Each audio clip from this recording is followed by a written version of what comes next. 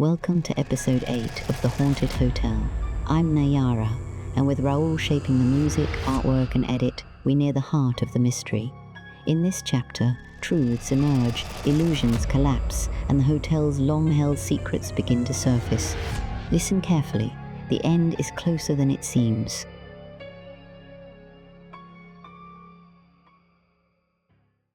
Chapter 18. Before the end of the week, the manager found himself in relations with the family once more.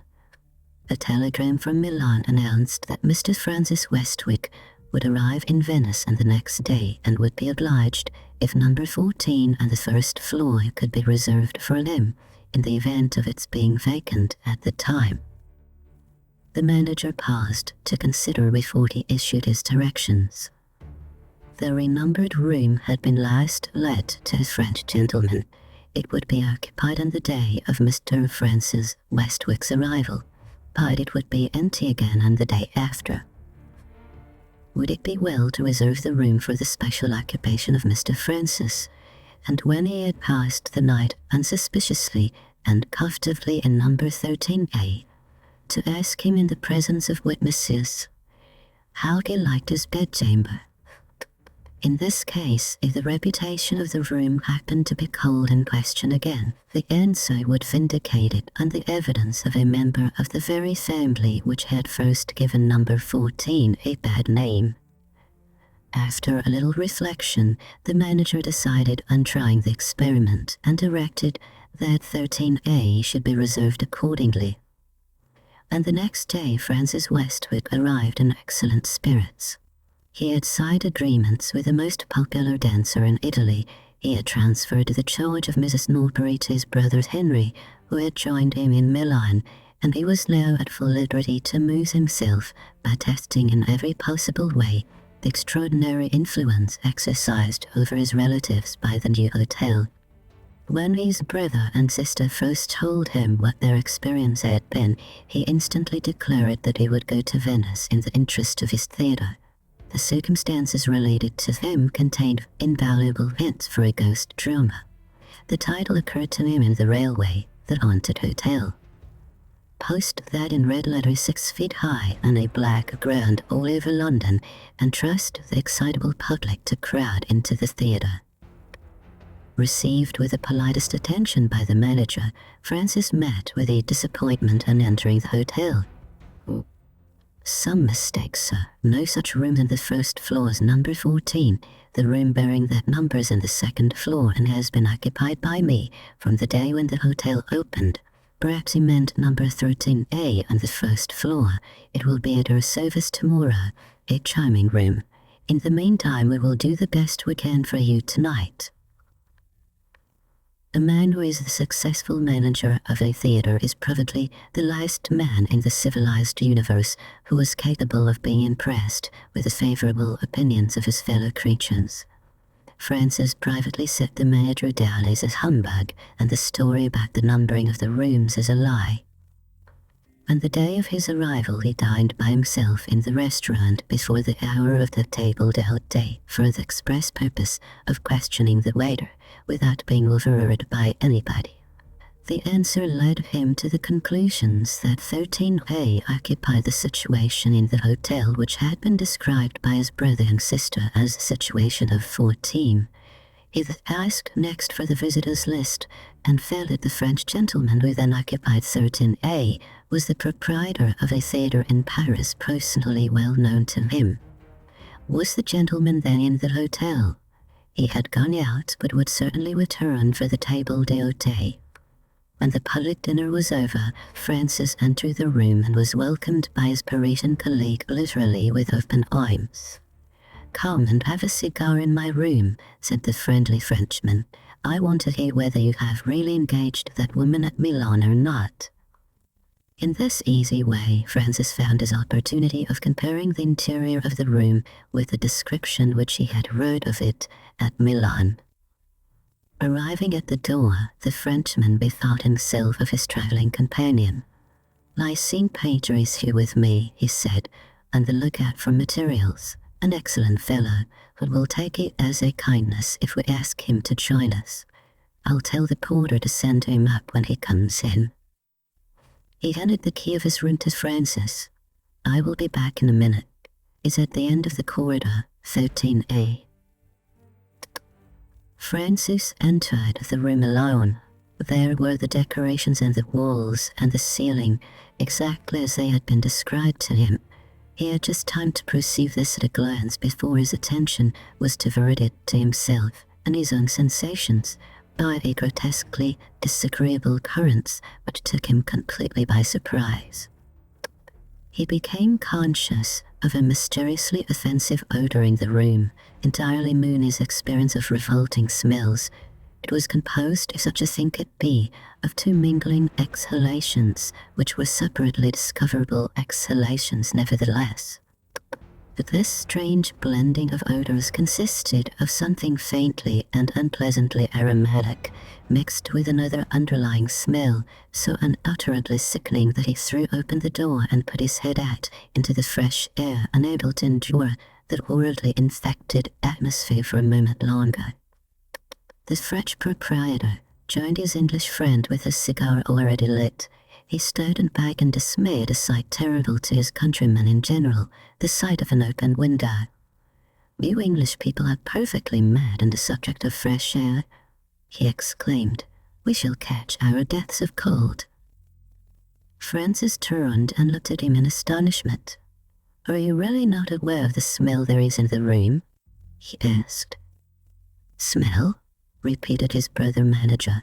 "I smell my own good cigar. Try one yourself, and for heaven's sake shut the window." Francis declined the cigar by a sign. "Forgive me," he said. "I will leave you to close the window. I feel faint and giddy. I had better go out." He put his handkerchief over his nose and mouth and crossed the room to the door. The Frenchman followed the movements of Francis in such a state of bewilderment that he actually forgot to seize the opportunity of shutting out the fresh air. "Is it so nasty as that?" he asked, with a broad stare of amazement. "Horrible," Francis muttered behind his handkerchief. "I never smelled anything like it in my life." There was a knock at the door. The scene painter appeared. His employer instantly asked him if he smelt anything. "I smell your cigar. Delicious. Give me one directly." "Wait a minute. Besides my cigar, do you smell anything else? Vile, abominable, overpowering, indescribable, never smelt before?" The scene painter appeared to be puzzled by the vehement energy of the language addressed to him. "The room is as fresh and sweet as a room can be," he answered. As he spoke, he looked back with astonishment at Francis Westwick standing outside in the corridor and eyeing the interior of the bedchamber with an expression of undisguised disgust. The Parisian director approached his English colleague and looked at him with grave and anxious scrutiny. "You see, my friend, here are two of us with as good noses as yours, who smell nothing. If you want evidence from more noses, look there." He pointed to two little English girls at play in the corridor. "The door of my room is wide open, and I know how fast a smell can travel. Now listen, while I appeal to these innocent noses in the language of their own dismal island. My little loves, do you sniff a nasty smell here, huh?" The children burst out laughing and answered emphatically, "No." "My good Westwick," the Frenchman resumed in his own language, "the conclusion is surely plain. There is something wrong, very wrong with your own nose. I recommend you to see a medical man." Having given that advice, he returned to his room and shut out the horrid fresh air with a loud exclamation of relief. Francis left the hotel by the lanes that led to the square of St. Mike. The night breeze soon revived him. He was able to light a cigar and to think quietly over what had happened. If you like this audio story, please consider to subscribe the channel and let us know what you like the most in this presentation. Chapter 19. Avoiding the crowd under the colonnades, Francis walked slowly up and down the noble open space of the square, bathed in the light of the rising moon. Without being aware of it himself, he was a thorough materialist. The strange effect produced on him by the room following and the other strange effects produced on the other relatives of his dead brother exercised no perplexing influence over the mind of the sensible man. Perhaps, he reflected, my temperament is more imaginative than I supposed it to be, and this is a trick played on me by my own fancy. Or perhaps my friend is right, something is physically amiss with me. I don't feel ill, certainly, but that is no safe criterion sometimes. I am not going to sleep in that abominable room tonight. I can well wait till tomorrow to decide whether I shall speak to a doctor or not. In the meantime, the hotel doesn't seem likely to supply me with a subject of a piece. A terrible smell from an invisible ghost is a perfectly new idea, but it has one drawback. If I realize it on the stage, I shall drive the audience out of the theatre. As his strong common sense arrived at this facetious conclusion, he became aware of a lady, dressed entirely in black, who was observing him with marked attention. "Am I right in supposing you to be Mr. Francis Westwick?" the lady asked, at the moment when he looked at her. "That is my name, madame. May I inquire to whom I have the honor of speaking?"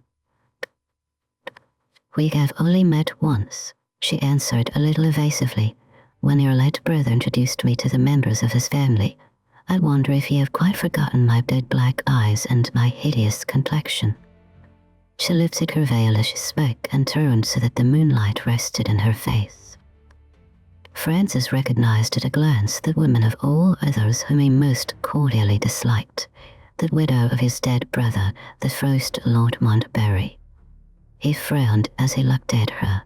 His experience on the stage, gathered at innumerable rehearsals with actresses who had sorely tried his temper, had accustomed him to speak roughly to women who were distasteful to him. "I remember you," he said. "I thought you were in America."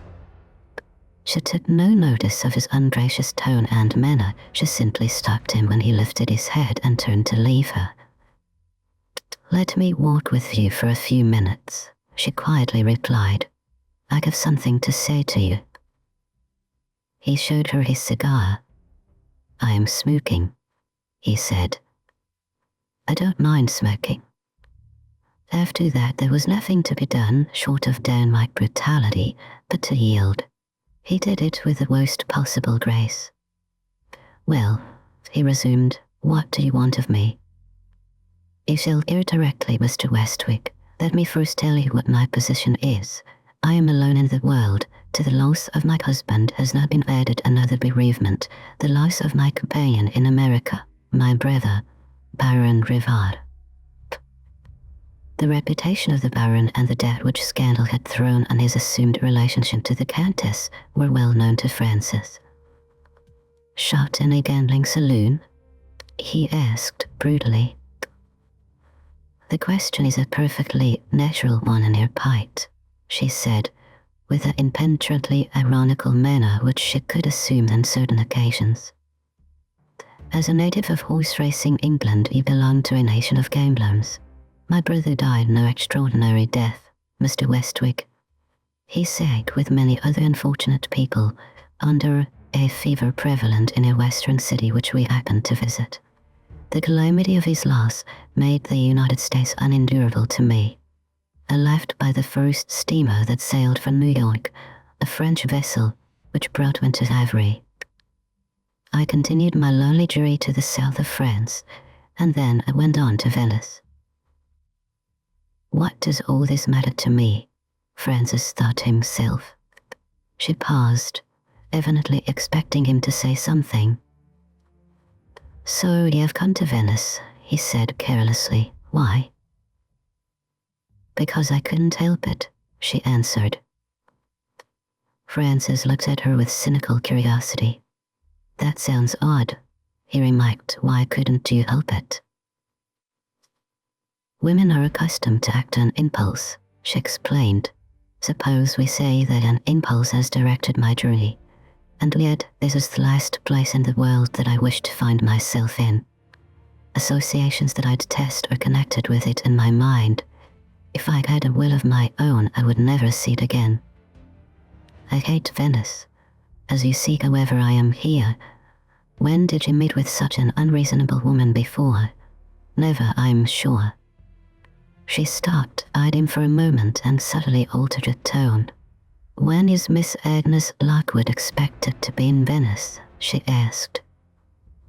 It was not easy to throw Francis off his balance with that extraordinary question, did it? How the devil did you know that Miss Lockwood was coming to Venice? He exclaimed. She laughed a bitter mocking laugh. Say, I guessed it. Something in her tone, or perhaps something in the audacious defiance of her eyes, as it rested on him, roused the quick temper that was in Francis Warwick. Lady Montgomery, he began. Stop there, she interposed. Your brother Stephen's wife calls herself Lady Montgomery now. I share my title with no woman. Call me by my name before I committed the fatal mistake of marrying a brother. Address me, if you please, as Countess Narona. Countess Narona, Francis resumed, if your object in claiming my acquaintance is to mystify me, you have come to the wrong man. Speak plainly, or permit me to wish you good evening. If your object is to keep Miss Lockwood's arrival in Venice a secret, she retorted, speak plainly, Mr. Westwick, on your side, and say so. Her intention was evidently to irritate him, and she succeeded. Nonsense, he broke out petulantly. My brother's travelling arrangements are secrets to nobody. He brings Miss Lockwood here, with Lady Montgomery and the children. As you seem so well informed, perhaps you know why she's coming to Venice. The Countess had suddenly become grave and thoughtful. She made no reply. The two strangely associated companions, having reached one extremity of the square, were now standing before the church of St. Mike. The moonlight was bright enough to show the architecture of the grand cathedral in its wonderful variety of detail. Even the pigeons of St. Mike were visible, in closely packed rows, roosting in the archways of the great entrance doors.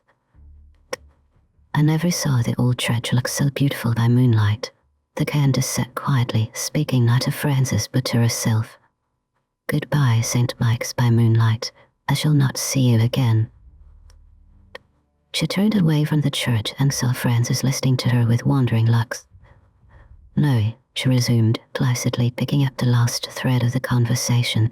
I don't know why Miss Lockwood is coming here. I only know that we are to meet in Venice. By previous appointment. By destiny, she answered, with her head on her breast and her eyes on the ground. Francis burst out laughing. Or if you like it better, she instantly resumed, by what fools call chance. Francis answered easily out of the depths of his strong common sense. Chance seems to be taking a queer way of bringing the meeting about, he said. We have all arranged to meet at the Palace Hotel. How is it that your name's not on the visitors' list? Destiny ought to have brought you to the Palace Hotel too. She abruptly pulled down her veil. Destiny may do that yet, she said. The Palace Hotel, she repeated, speaking once more to herself. The old hell transformed to the new purgatory. The place itself. Jesu Maria, the place itself. She paused and laid her head on her companion's arm. Perhaps Miss Lockwood is not going there with the rest of you, she burst out with sudden eagerness. Are you positively sure she will be at the hotel? Positively. Haven't I told you that Miss Lockwood travels with Lord and Lady Montgomery? And don't you know that she's a member of the family? You will have to move, Countess, to our hotel. She was perfectly impenetrable to the bantering tone in which he spoke. Yes, she said faintly. I shall have to move to your hotel. Her hand was still on his arm. He could feel her shivering from head to foot while she spoke. Heartily as he disliked and distrusted her, the common instinct of humanity obliged him to ask if she felt cold. Yes, she said. Cold and faint. Cold and faint, Countess, on such a night as this. The night has nothing to do with it, Mr. Westwick. How do you suppose the criminal feels in the scaffold while the hangman is putting the rope around his neck? Cold and faint too, I should think. Excuse my grim fancy. You see, Destiny has got the rope round my neck, and I can feel it. She looked about her. They were at that moment close to the famous cafe known as Florian's. "Take me in there," she said. "I must have something to revive me. You had better not hesitate. You were interested in reviving me. I had not said what I wanted to say to you yet. It's business, and it's connected with your theatre." Wondering inwardly what she could possibly want with his theatre, Francis reluctantly yielded to the necessities of the situation and took her into the cafe. He found a quiet corner in which they could take their places without attracting notice. "What will you have?" he inquired resignedly. She gave her own orders to the waiter without troubling him to speak for her. "Malaskina, and a pot of tea." The waiter stared. Francis stared. The tea was a novelty in connection with Malaskina to both of them. Careless whether she surprised them or not, she instructed the waiter, when her directions had been complied with, to pour a large wine glass full of the liquor into a tumbler and to fill it up from the teapot. "I can't do it for myself," she remarked. "My hand trembles, sir." She drank the strange mixture eagerly, hot as it was. "Malaskina punch, will you taste some of it?" she said. "I inherit the discovery of this drink. When your English Queen Caroline was in the continent, my mother was attached to her coit. That much injured royal person invented in her happier hours Malaskina punch. Fondly attached to her gracious mistress, my mother shared her taste, and I in my turn learned from my mother. Now, Mr. Westwick, suppose I tell you what my business is. You are manager of a theatre. Do you want a new play?" "I always want a new play, provided it's a good one." "And you pay if it's a good one?"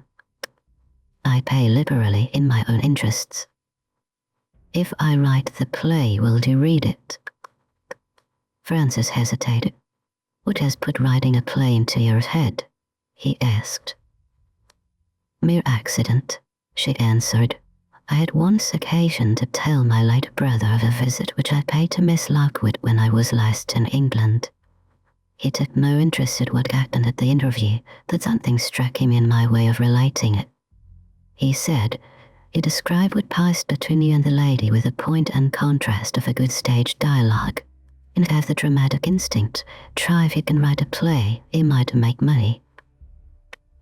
That put it into my head." Those last words seemed to startle Francis. "Surely you don't want money?" he exclaimed. "I always want money. My tastes are expensive. I have nothing but my poor little 400 a year and the wreck that is left of the other money. I got £200 in circular notes, no more."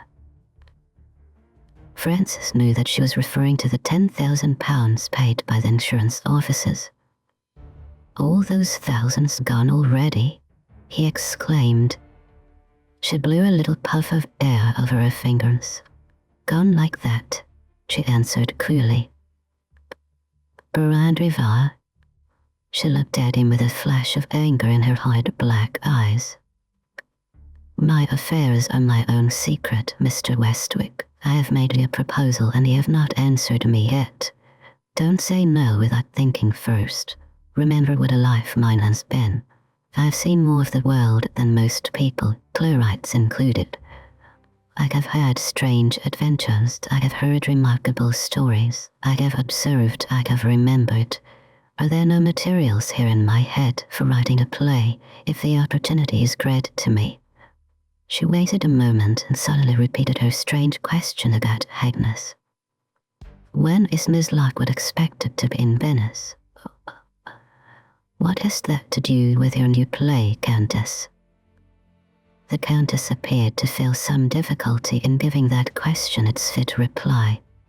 She mixed another tumbler full of Marrakesh punch and drank one good half of it before she spoke again. "It has everything to do with my new play," was all she said. "Answer me," Francis answered her. "Miss Lockwood may be here in a week, or for all I know to the contrary, sooner than that." "Very well, if I am a living woman and a free woman in a week's time, or if I am in possession of my senses in a week's time, don't interrupt me, I know what I'm talking about. I shall have a sketch or outline of my play ready as a specimen of what I can do.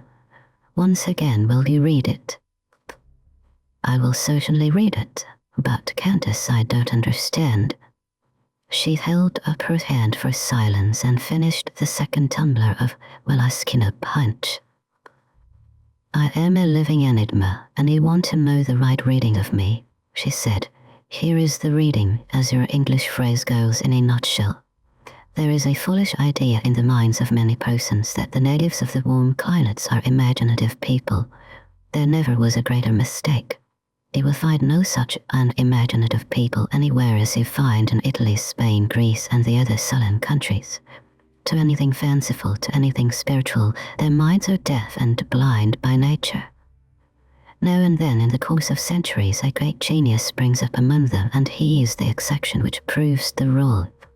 Now see, though I am no genius, I am in my little ways, I suppose, an exception too.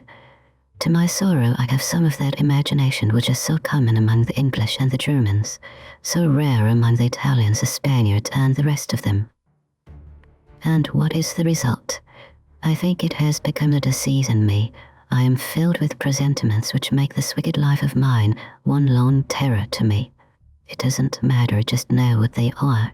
Enough that they absolutely govern me. They drive me over land and sea at their own horrible will. They are in me and torturing me at this moment. Why don't I resist them? But I do resist them. I am trying, with the help of the good punch, to resist them now. At intervals I cultivate the difficult virtue of common sense. Sometimes sound sense makes a helpful woman of me. At one time I had the hope that what seemed reality to me was only mad delusion. After all, I even asked the question of an English doctor. At other times, the sensible doubts of myself beset me. Never mind dwelling on them now, it always ends in the old terrors and superstitions taking possession of me again. In a week's time I shall know whether destiny does indeed decide my future for me, or whether I decide it for myself. In the last case, my resolution is to absorb the self-tormenting fancy of mine in the occupation that I have told you of already. Do you understand me a little better now? And our business being settled to Mr. Westwick, shall we go out of this hot room into the nice cool air again? They rose to leave the café. Francis privately concluded that the maraschino punch offered the only discoverable explanation of what the Countess had said to him. You've reached the end of episode 8 of The Haunted Hotel, narrated by Nayara, with music, art and editing by Raoul. If the mystery is tightening its grip, be sure to like, comment and subscribe. Episode 9 awaits, where answers start to demand a price.